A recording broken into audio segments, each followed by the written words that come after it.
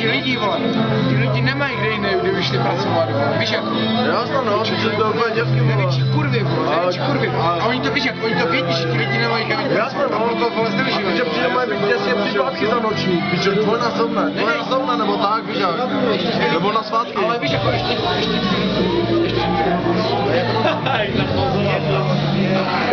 ty lidi jsou pičo zaměstnaní, vole, na neúplný úvazek, víš jak, aby mohli kdykoliv protestovat.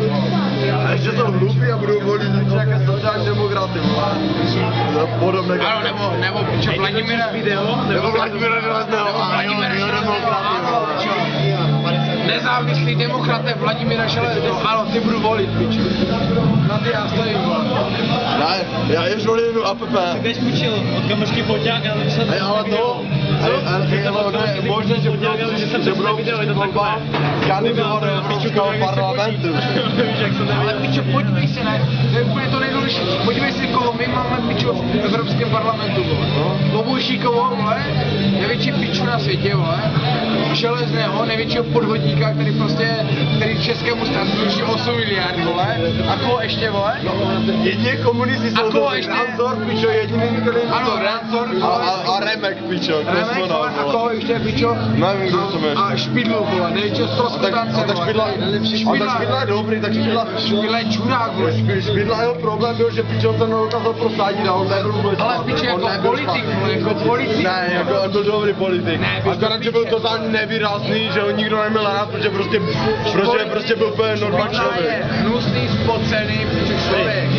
Když se potí, smrdí, neumí ani jeden jazyk, ani do piče. On neumí ani jeden jazyk. Špidla. Jak byl poprvé na návštěvě Rakouska, neuměl vůbec německy, přijel do Rakouska a přednesl řeč v němčině. On se během týdne, jak jel předtím, než jel do Rakouska, naučil německy, jo. Špidla řekl, předtím, než byl zvolen europoslancem, tak řekl, že se do 3 týdnů naučí, vole, anglicky, plynule anglicky. A když pak měl přednes, vole, v Evropském parlamentu, tak řekl, že řekl pičo, že vole, že Česká republika je rovnoprávně prostě člen Evropské unie a proč by on nemohl mluvit česky, vole. Prostě přiznal na rovinu, prostě je to čurák, vole, to spocený čurák. Ale on jako není neschopný. On je totálně neschopný, jako, ne vole, co ti řeknu, co ti řeknu, Paroubek je kokot, ale Paroubek je politik. Paroubek je píču, ale je to politik. Paroubek nemá on se dokáže, vole, Paroubek je píča, co tam. Ano, přesně. Jak odvolili Špidlu, četl zahraniční noviny, ne české, zahraniční, všude říkali, no, byl to sice, se nedokázal prosadit, nebyl nějak výrazný, ale pro Českou republiku je to velká škoda, protože byl jeden z mála schopných politiků, které Česká republika má. To bylo v celém zahraničním tisku, bylo jenom to. Kdo byl do piče před Paroubkem, před Špidlou, Kama, to je vole. Kdo byl před Špidlou, vole, kdo byl před ne, Zeman, to je Telička, vole. Jediný schopný prostě europoslanec, vole. A oni ho odvolali. Ne europoslanec, eurokomisář.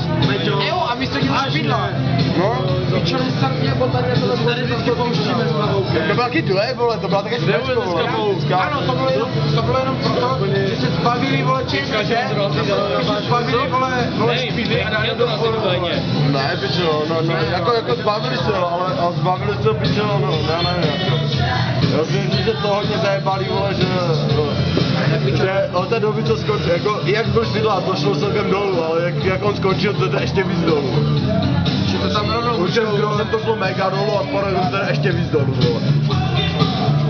Tam rovnou mohli poslat pičo Meluzína, vole, špinavého, smradlavého, hnusného, pičo, jo, to Paroubka, vole, ještě bys tam pošel. Špinavý, hnusný, smradlavý.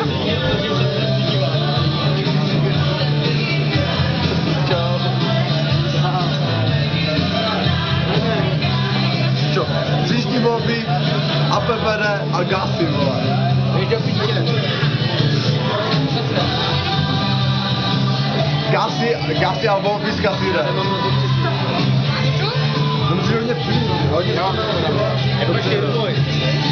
No nevím, ale říkám se. Někdo tam myslí.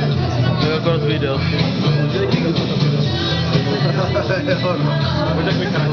Já bych to dovolil místo, ale já budu... Hej, já mám jako prdele. Co?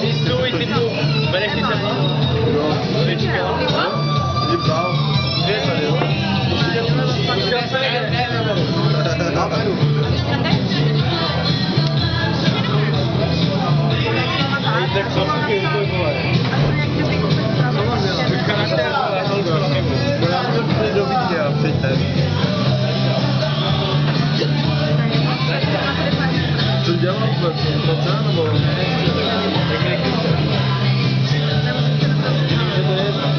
To je policajt. To je